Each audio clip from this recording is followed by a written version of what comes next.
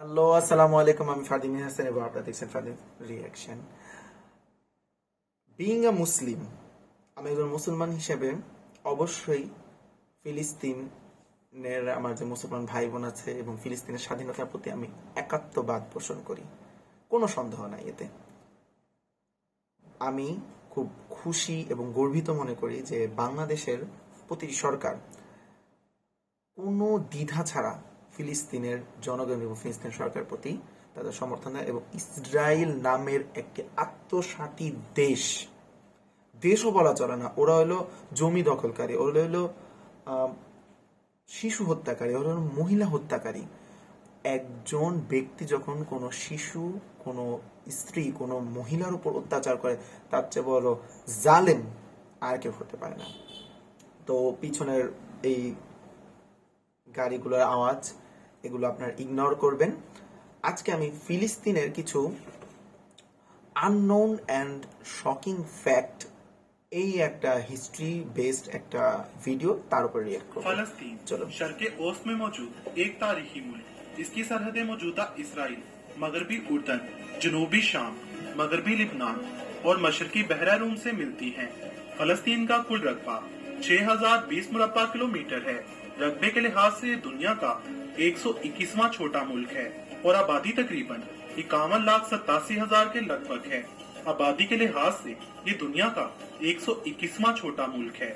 आबादी में 95% लोग मुसलमान हैं, जबकि 5% में ईसाई और यहूदी आबाद हैं। दारुल हुकूमत बैतुल मुकद्दस है, जिसे यहूदी और ईसाई यरूशलेम कहते हैं। अब एक नजर फलस्तीन की तारीख पर। फलस्तीन की तारीख सदियों पर मुहित है। इस मुल्क पर माजी में कदीम मिस्रियों, कुनानियों, इसराइलियों, आसूरियों, अरबों, यूनानों, बाजंतीनियों, रोमनों और अहले फारस ने हुकूमत की है। सन 638 ता 640 बाअहद हजरत उमर फारूक रजी अल्लाह ताला अन्हु मुसलमानों ने तमाम फलस्तीन पर कब्जा कर लिया। सन 1095 में अहले यूरोप को ख्याल आया कि अर्ज मुकद्दस को मुसलमानों के कब्जे से आजाद करवाया जाए। अगले साल ही उन्होंने पहली सलीबी जंग का आगाज किया। सन 1291 में सलीबी जंगें खत्म हो गयी। 1516 में इसे उस्मानी तुर्कों ने फतह किया, जो जंगी अजीम अव्वल तक इस मुल्क पर काबिज रहे। पहली जंगी अजीम के दौरान अंग्रेजों ने यहाँ फौजी हुकूमत कायम की। अंग्रेजों ही के जमाने से यहाँ यहूदियों की आमद का सिलसिला शुरू हुआ।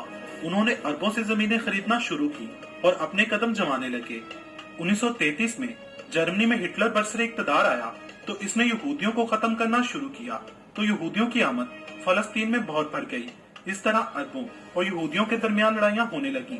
1936 में अंग्रेजों ने फलस्तीन को यहूदियों और अरबों के दरमियान तकसीम कर देने की तजवीज पेश की और ये भी तजवीज थी कि बैतुल मुकद्दस और दीगर मुतबर्रिक जगह आजाद रखी जाएंगी, लेकिन अरबों ने इसको मंजूर न किया।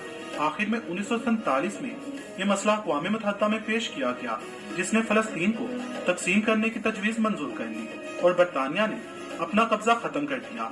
इस तरह 15 मई 1948 को फलस्तीन को दो हिस्सों में तकसीम कर दिया गया। अरब ममालिक ने इस तकसीम को कबूल ना किया तो यूं इसराइल और अरबों के दरमियान जंग छिड़ गई और हैरत अंगेज तौर पर इसराइल ने अरबों को शिकस्त दी और यूं 3 बड़ी अरब इसराइल जंगें हुई। यहूदियों ने हर जंग के बाद अरब ममालिक के किसी न किसी हिस्से पर कब्जा कर लिया। फलस्तीन सिमट कर छोटा होता गया और इसराइल बढ़ा। जेरे नजर तस्वीर में लेफ्ट साइड पर 1947 में सबज रंग फलस्तीन की जमीन को जाहिर करता है, जबकि सफेद रंग यहूदियों की। 1947 में पार्टीशन प्लान में आप देख सकते हैं कि सफेद रंग किस कदर बढ़ चुका है, जो आहिस्ता आहिस्ता बढ़ता हुआ मुल्क के 80% रकबे पर काबिज हो चुका है। इसराइल ने ये कानून पास कर रखा है जिसे राइट ऑफ रिटर्न लॉ कहा जाता है। इस कानून के मुताबिक अगर कोई शख्स खुद को यहूदी साबित करे तो वो दुनिया के किसी भी मुल्क में हो, उसे फ्री वीजा और एयर टिकट देकर इसराइल लाया जाएगा, नेशनलिटी दी जाएगी और उसे इसराइल में बसाया जाएगा। इसराइल के काबिजी मंसूबों का अंदाजा इसी बात से लगाया जा सकता है। इसराइल को सबसे ज्यादा अमेरिका सपोर्ट करता है, जो सालाना $3 बिलियन इसराइल को इमदाद फराहम करता है। 1993 में पहली बार फलस्तीन व इसराइल के दरमियान बराह रास्त मुआहिदा हुआ, जिसे ओस्लो मुआहिदा का नाम दिया गया, जिसमें 78% हिस्से पर इसराइल का कब्जा तस्लीम कर लिया गया। इस मुआहिदे के बाद से यानी 1993 से 2014 तक 3 लाख से ज्यादा यहूदी आबादकारों को मकबूजा इलाकों में बसाया गया है। 15,000 से ज्यादा फलस्तीनी इमारतों को गिरा दिया गया। 10,000 से ज्यादा फलस्तीनी शहीद कर दिए गए। 70 लाख फलस्तीनी मुल्क छोड़कर दीगर ममालिक में पनाह लेने पर मजबूर हो चुके हैं। अपना मुल्क छोड़कर दूसरे ममालिक में पनाह लेने के लिहाज से फलस्तीन दुनिया का पहले नंबर पर आने वाला बड़ा मुल्क है। अगरचे 1993 में दोनों ममालिक ने एक दूसरे को अपना भी लिया, मगर फिर भी बैतुल मुकद्दस यानी यरूशलेम पर अब तक कोई हतमी फैसला नहीं हो पाया। दोनों ममालिक इस शहर को अपना दारुल हुकूमत मानते हैं।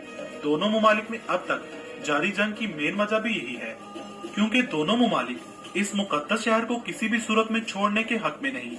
जबकि ईस्ट यरूशलेम में रहने वाले लगभग 60 से 70% लोग मुसलमान हैं, मगर अमेरिका के सपोर्ट और इसराइल की हट धर्मी से यहूदी जबरदस्ती इस पर मुकम्मल तौर पर काबिज हो चुके हैं। 2010 से पहले दुनिया के ज्यादातर ममालिक फलस्तीन को सपोर्ट करते थे, जबकि यूरोप के बहुत से ममालिक इसराइल को। मगर 2010 के बाद से यूरोप के वो ममालिक जो इसराइल को सपोर्ट करते थे वो भी फलस्तीन को सपोर्ट करने लग गए हैं। जैसे कि 2014 में फ्रांस के वजीर खारजा ने कहा, हमें किसी भी सूरत में फलस्तीन को सपोर्ट करना चाहिए। 2015 में ग्रीस ने भी ये ऐलान किया कि वो अब फलस्तीन को सपोर्ट करता है। जर्मनी ने भी ये कहा है कि जल्द अज जल्द फलस्तीन को उसका हक दिया जाए। इसी तरह पूरी दुनिया के ज्यादातर ममालिक अब फलस्तीन के हक में हैं। फलस्तीन का दारुल हुकूमत बैतुल मुकद्दस यानी यरूशलेम मुसलमानों के लिए इसलिए अहम है क्योंकि ये मुसलमानों का किबला अव्वल है। ईसाइयों के लिए इसलिए अहम है कि इसी शहर से हजरत ईसा अलैहिस्सलाम को उठाया गया है और उनके मुताबिक यहीं पर उनका नज़ूल होगा। जबकि यहूदियों का किबला यानी मुकद्दस दीवारें गिरिया यहीं पर है और उनके मुताबिक उनके मसाया का नज़ूल भी इसी शहर में होगा। हजरत ईसा अलैहिस्सलाम की पैदाइश फलस्तीन ही में हुई थी। ये मुकाम ईसाइयों और मुसलमानों के लिए बहुत ही मुकद्दस है। इसीलिए हर साल लाखों ईसाई और मुसलमान इस जगह की जियारत करने फलस्तीन का रुख करते हैं और इस मुकाम को दुनिया का सबसे कदीम चर्च होने का खिताब भी हासिल है। यहाँ जारी जंग के बावजूद 2010 में यहाँ आने वाले सियाहों की तादाद लगभग 46 लाख थी। फलस्तीन की इनकम का सबसे बड़ा जरिया भी टूरिज्म है। टूरिज्म के बाद दूसरा बड़ा जरिया पत्थर की सन्नत है। सुर्ख सुनहरे और ग्रे रंग के खास किस्म के पत्थरों को इसराइल, उर्दन, यूरोप और शिमाली अमेरिका को बरामद किया जाता है। जैतून फलस्तीन की अहम पैदावार है। मुल्क में 45% जमीन जैतून की पैदावार के लिए वक्फ है। फलस्तीन में हर साल 3 बार क्रिसमस का त्योहार मनाया जाता है। मगरबी रिवायत के मुताबिक 25 दिसंबर को, यूनानी एतबार से 6 जनवरी को और आर्मीनिया के मुताबिक 8 जनवरी को। दोस्तों, आपको ये जानकर हैरानी होगी कि इतने बुरे हालात से गुजरने के बावजूद फलस्तीन के तकरीबन सभी लोग पढ़े लिखे हैं। इस मुल्क की शरह ख्वानगी 97% है। रहन सहन के एतबार से भी ये मुल्क इंडिया और पाकिस्तान से भी आगे है। रहन सहन के एतबार से ये मुल्क दुनिया का 114 नंबर पर आने वाला बेहतर मुल्क है, जबकि 2016 की रिपोर्ट के मुताबिक भारत 131 और पाकिस्तान 147 नंबर पर आते हैं। दुनिया का सबसे लोएस्ट पॉइंट द डेड सी फलस्तीन ही का हिस्सा है। फलस्तीन में कीमती जंगली फूलों, जंगली जानवरों और परिंदों की बहुत सी इकसाम पाई जाती हैं। फलस्तीन के शहर हिब्रो में हर साल अक्टूबर के महीने में द ग्रेप फेस्टिवल मनाया जाता है। इसमें अंगूरों की मुख्तलिफ इकसाम और अंगूरों से रिलेटेड मुकामी मसनूआत की नुमाइश की जाती है। इसी तरह नवंबर के महीने में ओलिव फेस्टिवल मनाया जाता है, जिसमें हजारों मुकामी और गैर मुल्की अफराद शिरकत करते हैं। इसके अलावा रक्स और मौसीकी के त्यौहार भी मनाए जाते हैं, जो यहाँ की कदीम रवायत को जिंदा रखे हुए हैं। और अगर बात की जाए फलस्तीन की करेंसी की, तो फलस्तीन में 3 ममालिक की करेंसी इस्तेमाल होती है: इसराइली न्यू शेकल, जॉर्डियन दिनार और इजिप्शियन पाउंड। पहाड़ी हिरन फलस्तीन का कौमी जानवर है। फलस्तीनी सनबर्ड फलस्तीन का कौमी परिंदा है। फलस्तीनियन पोपी फलस्तीन का कौमी फूल है। दोस्तों, आपको ये वीडियो कैसी लगी? कमेंट्स बॉक्स में ওকে, ভিডিও শেষ। আসলে একটু ইতিহাস বলি, একটু বাংলায়, যারা জানেন না তারা জানবেন। সম্পূর্ণ ইসরায়েল রাষ্ট্র যেখানে ওরা দাবি করে, এই পুরাটা ফিলিস্তিন ছিল। হিটলার যখন ইহুদি দমন শুরু করলো, তখন এই ইহুদিরা আস্তে আস্তে ওইখানে আসলো। এটা ওরা পরিকল্পনা নিয়ে আসছিল। ওরা করলো কি, আইসা সেখানে ফিলিস্তিনবাসীদের কাছ থেকে তাদের জমি কিনা শুরু করলো। করতে করতে করতে করতে আস্তে আস্তে ওরা একটা দেশ হয়ে গেল। এত পরিমাণ ওরা জমি কিনা ফেলছে। শুধু তাই না, ওরা জমি কিনা আশেপাশের জমিগুলো দখলও শুরু করলো, মানে আরব মুসলমানদেরকে উৎখাত শুরু করলো। আস্তে আস্তে আস্তে সেইটা পার্টিশনে চলে গেল। পার্টিশনের পরে ওরা দখল করতেছে, বাকি ইতিহাস আপনারা জানেন। কিছুদিন আগেও একটা যুদ্ধ হয়ে গেল গাজা এবং ইসরায়েলি বাহিনীর বিরুদ্ধে।